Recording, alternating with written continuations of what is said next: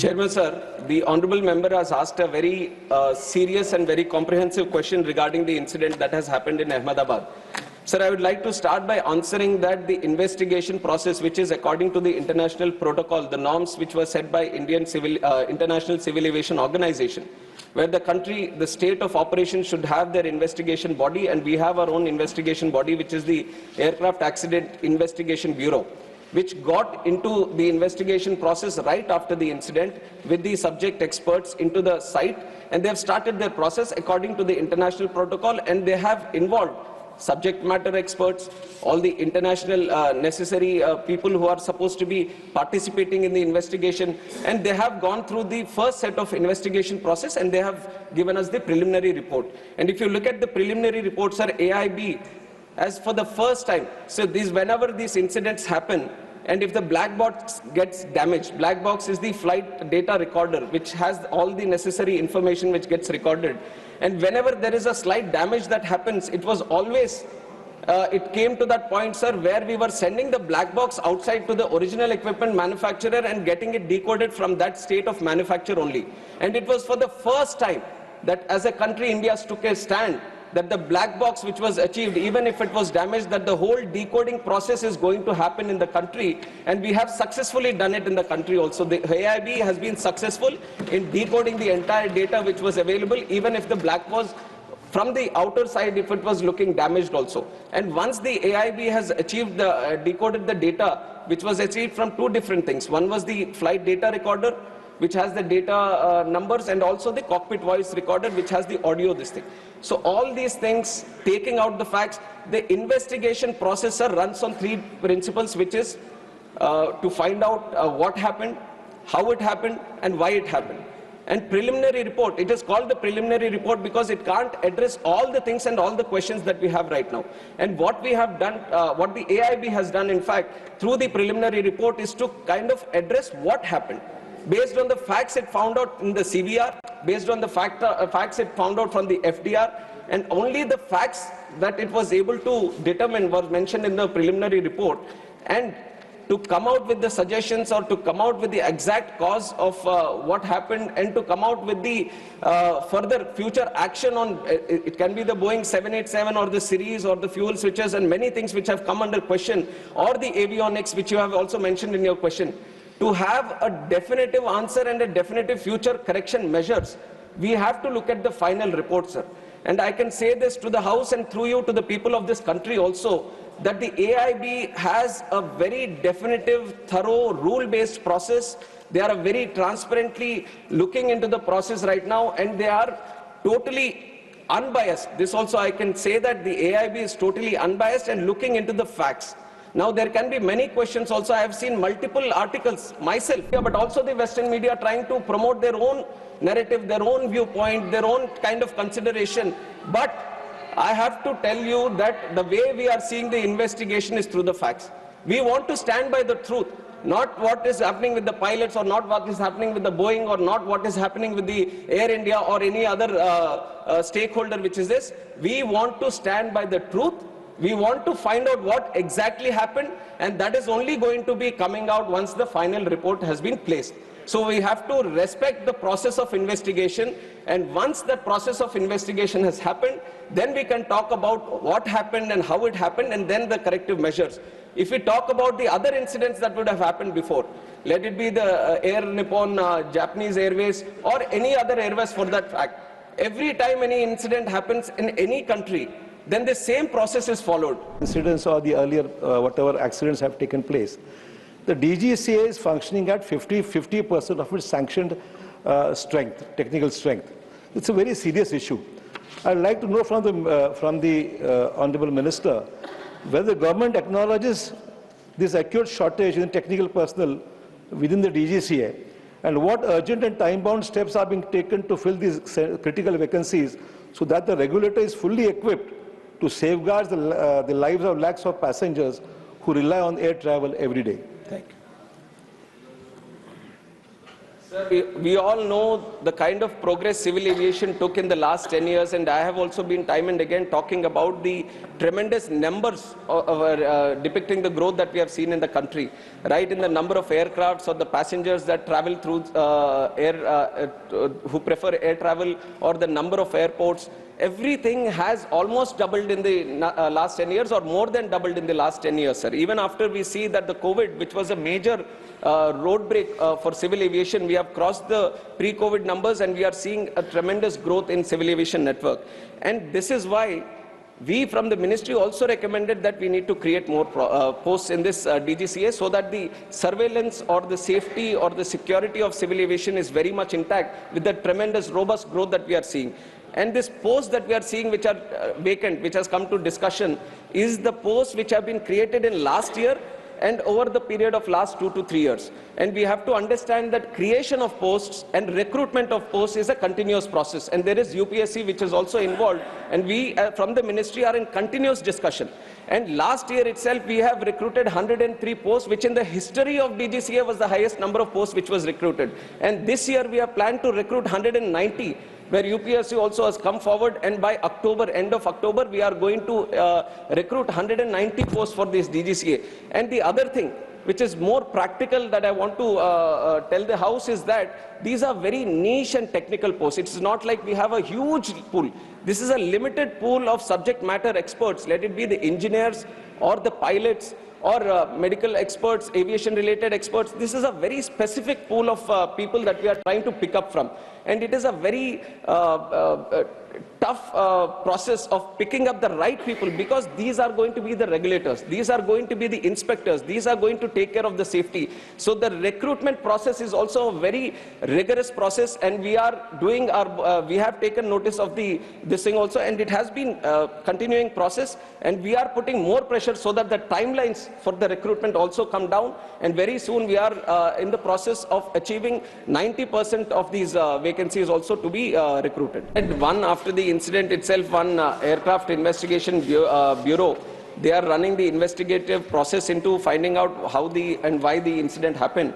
And on the other side, overlooking in a holistic approach on the safety measures and what can be done further.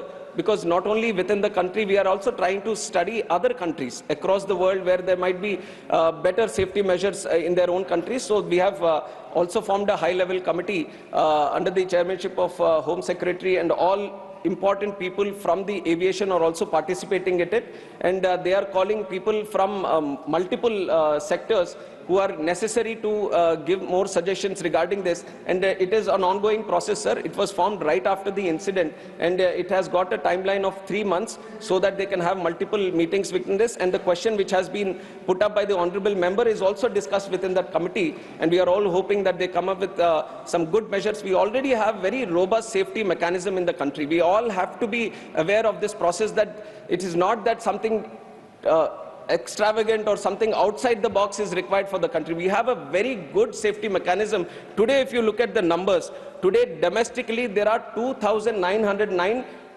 departures that are happening in the country. 2,909. And internationally, if you look, 624. So overall, the number of departures that are happening every day from the country is 3,500. And around 5 lakh passengers are traveling every day by air. Even today, these are numbers that I have taken from today. So 5 lakh passengers are traveling safely every day. 3,500 flights are taking off every day from the country. So we have a very good process, but we are not stopping there. We want things to be brought down to zero in terms of incidents or anything. That is the process that we have. That is the integrity that we have, and that is the target that we have. So we are being more open now to the suggestions that are coming into our side, and we are looking at the international process also, and some of the countries where they feel, because ICAO, which is the International Civil Aviation Organization, always has a third eye on all the countries which are running operations, which are having these civil aviation networks, because civil aviation is not a thing where it is just within the country. It is not limited within the country. There are airlines from our country which are registered in India going into other countries and picking up and traveling passengers of other countries also.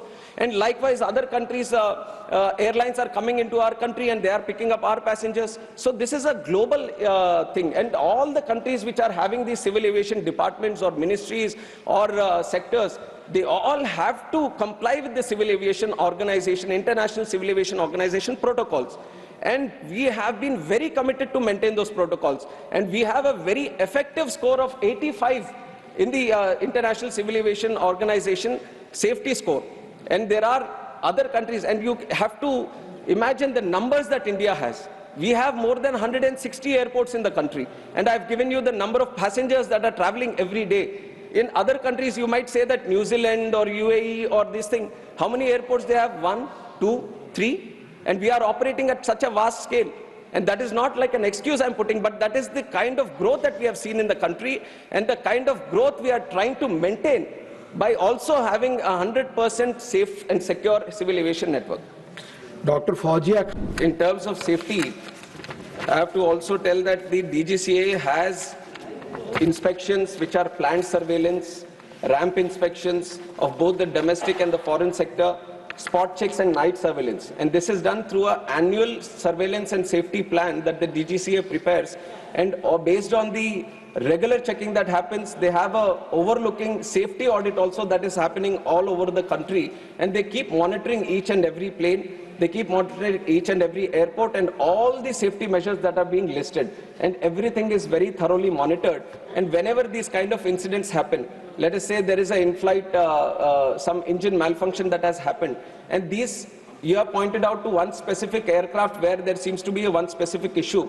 But there are multiple kinds of issues that can happen. Some may be due to the weather, or some might be due to bird heads that happen. So there are multiple unpredictable and weather-related issues also that are there. Everything is properly taken into account. But for that, to ensure that the operations are still safe, even if it is mid-flight journey or on the ground, any incident that is happening, there is a thorough protocol. And it is not that we have invented the protocol or we have invented the safety process. There is a process that the original equipment manufacturer, suppose the Boeing is making the plane, Boeing itself has to list out what all safety measures that has to be done.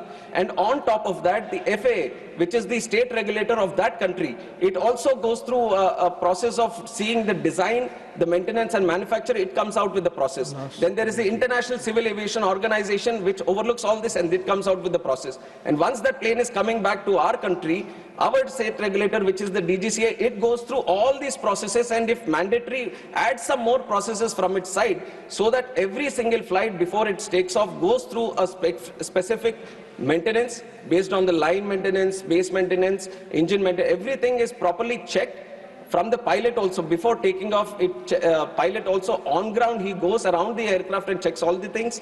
Aircraft maintenance engineer also does another checking. After robust checking and properly dotting down what is happening with the aircraft, only then looking at the rules and procedures, if the aircraft is good for taking off at that time, only then it is supposed to be taken off. So all the processes are thoroughly listed, and we, on behalf of the ministry and from the regulator DGCA, we ensure that there is no negligence and there is no incompetence on any of the processes, and everything is very thoroughly monitored. And if anything occurs also, and if there is anything which occurs due to negligence, then we take serious action on both the operator and any necessary person, and we impose penalties, suspensions. All the process of enforcement is also duly listed. Thank you. Last. Sir, first of all, I'd like to, through this house, also offer my condolences to the families of both the passengers of who are traveling in the plane, the crew and the passengers, and also the students, the families of both the students also. And this has been our idea right from the time the incident took place, that we are not going to differentiate between the victims, saying that, Acha, these are the people who have traveled in the plane and these are the other ones who have got affected or succumbed to outside injuries outside the plane. And all the support that is being extended to the victims of the families inside the plane, the same assistance is being extended to all the families of the people, students who have died outside also, sir. And the compensation also equally, they have also been taken into account, and they are being provided the compensation and the necessary support for the future also.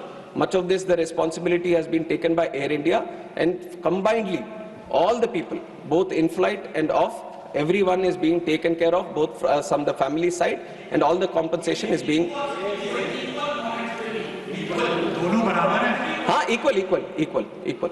And this, not only in terms of compensation definitely equal, but in terms of assistance also that we are trying to provide from the government side, there is no difference. We are keeping, both are being taken into account in the same process. Question number 3.